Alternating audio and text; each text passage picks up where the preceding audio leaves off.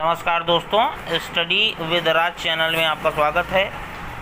हम लोग fourth semester के सिलेबस को कवर कर रहे हैं और ये आज मेरा दूसरा वीडियो है। ये पैसिव वॉइस का पार्ट 1 है। मैंने इसके पहले वाली वीडियो में आप लोगों को टेंस का चार्ट बना दिया था, तो मुझे पूरी आशा है कि टेंस का चार्ट आप लोगों को याद हो गया होगा। तो टेंस का चार्ट जिनको याद है उन्हीं के लिए हेल्पफुल है, बाकी के लिए हेल्पफुल नहीं होगा।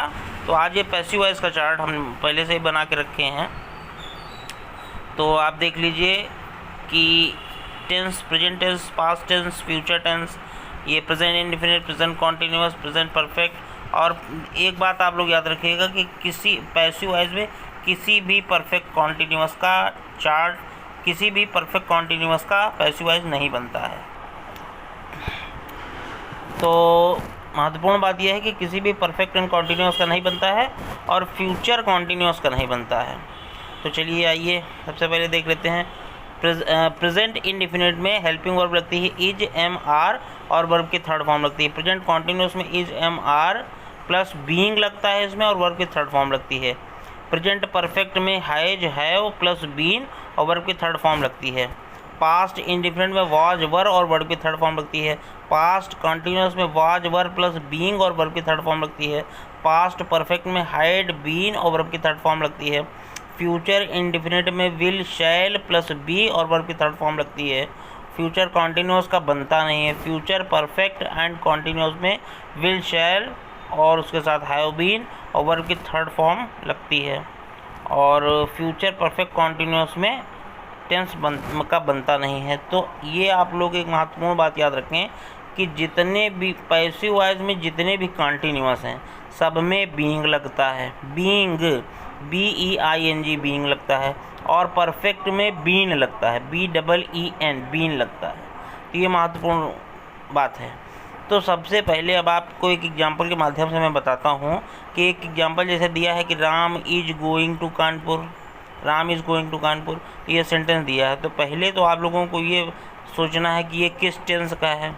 तो जिनको टेंस चार्ट याद होगा वो सरलता से बता देंगे कि Ram is going to Kanpur, is दिया है मतलब प्रेजेंट कॉन्टिन्यूअस है। अब जैसे ही प्रेजेंट कॉन्टिन्यूअस का हमें क्लियर हो गया कि ये प्रेजेंट कॉन्टिन्यूअस का है, तो हम प्रेजेंट कॉन्टिन्यूअस वाले बॉक्स में चले जाएंगे। तो प्रेजेंट कॉन्टिन्यूअस का बॉक्स ये है, तो यहाँ भी इज, एम, आर पहले से प्लस बीइंग ऐड करना है, ठीक है। तो अब इसको हम बनाएंगे तो Kanpur is being gone by Ram, ये हमारा बन जाएगा। आगे कुछ 4 महत्वपूर्ण नियम पैसिव वॉइस के हैं, उन पे भी आइए हम लोग चर्चा कर लेते हैं। तो देख लीजिए 4 golden rules of passive voice. Passive voice बनाने में हमें इन 4 नियमों की बहुत अधिक आवश्यकता पड़ेगी। पहला नियम है सब्जेक्ट को ऑब्जेक्ट के स्थान पर लिखते हैं।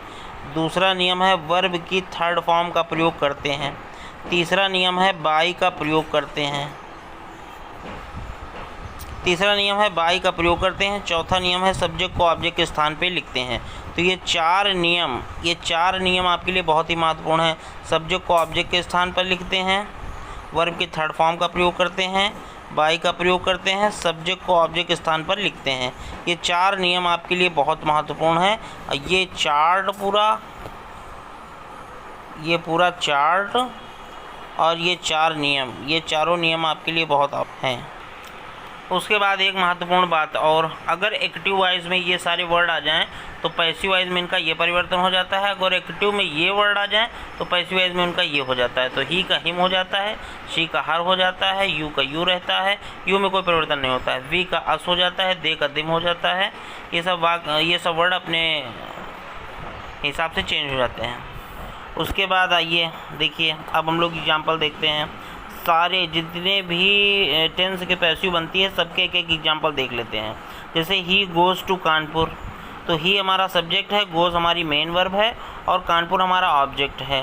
तो हम लोग सबसे पहले ऑब्जेक्ट को सब्जेक्ट के स्थान पे लिखेंगे, कानपुर। अब ये प्रेजेंट इंडेफिनिट का था, तो पैसिव वॉइस के चार्ट में जाएंगे तो प्रेजेंट इंडेफिनिट के चार्ट में इज, एम, आर का प्रयोग होता है। तो कानपुर इज, अब गो की थर्ड फॉर्म होती है गॉन, बाई का प्रयोग ही का हिम। ये देखिए यहाँ बताया था ही का हिम, तो Kanpur is gone by him. उसके बाद प्रेजेंट कॉन्टिन्यूअस का एक देख लेते हैं। जैसे Ram is going to Kanpur, तो कानपुर ऑब्जेक्ट है, कानपुर यहाँ लिख लेंगे। इज आया तो हमको पता चलेगा प्रेजेंट कॉन्टिन्यूअस है। प्रेजेंट कॉन्टिन्यूअस के जब बॉक्स में जाएंगे पैसिव वॉइस में तो वहाँ बीइंग मिलेगा।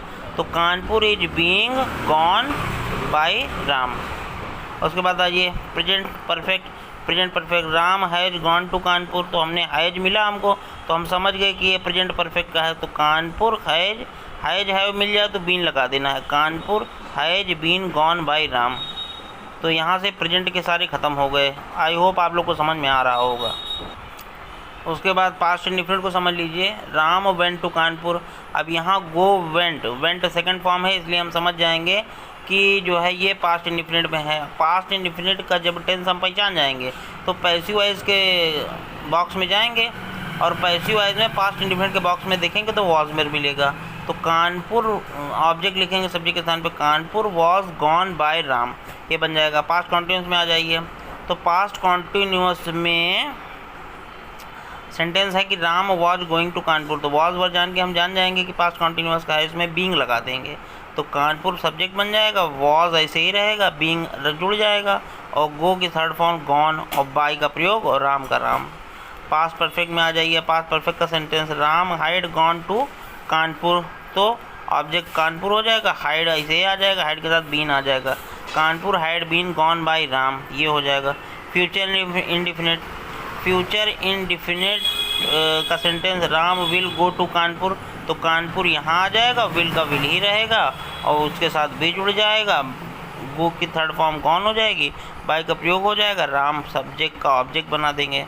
उसके बाद फ्यूचर परफेक्ट का sentence Ram will have gone to Kanpur. तो विल हैव आया तो हम समझ गए फ्यूचर परफेक्ट है, तो इसका बन जाएगा कानपुर को हम सब्जेक्ट बना देंगे, Kanpur will have been gone by Ram. तो इस तरह से पैसिव वॉइस के फर्स्ट पार्ट यहाँ पे ख़त्म होता है। सेकंड पार्ट में मैं कुछ स्पेशल रूल्स आपको लेके आऊँगा और एक वीडियो में आपके सिलेबस के ऊपर भी बना दूँगा, जिसमें आपको पूरी जानकारी मैं सिलेबस की दे दूँगा। आप बस हमारे साथ जुड़े रहिए। और जिन बच्चों ने ये कमेंट किया था कि सर आप लिख के बनाया करिए, तो मैं लिख के ही बनाऊँगा। आज ये लास्ट वीडियो है जो मतलब पहले से मैंने लिख रखा था। अब मैं जो भी वीडियो बनाऊंगा लिख के बनाऊंगा। और जिन लोग को आता है तो बहुत अच्छी बात है, जिन लोग को नहीं आता है वो अच्छे से समझ लीजिए। कमेंट सेक्शन में आप बताइए कि आपको क्या समस्या है, मैं पूरा हल करने की कोशिश करूंगा। बस आप लोग सहयोग बनाए रखिए, आपका सहयोग ही मुझे मोटिवेट करेगा। स्टडी विद राज चैनल में आप आए, आपने मुझसे पढ़ा, आपका बहुत बहुत धन्यवाद। नमस्कार, शुभ दिन।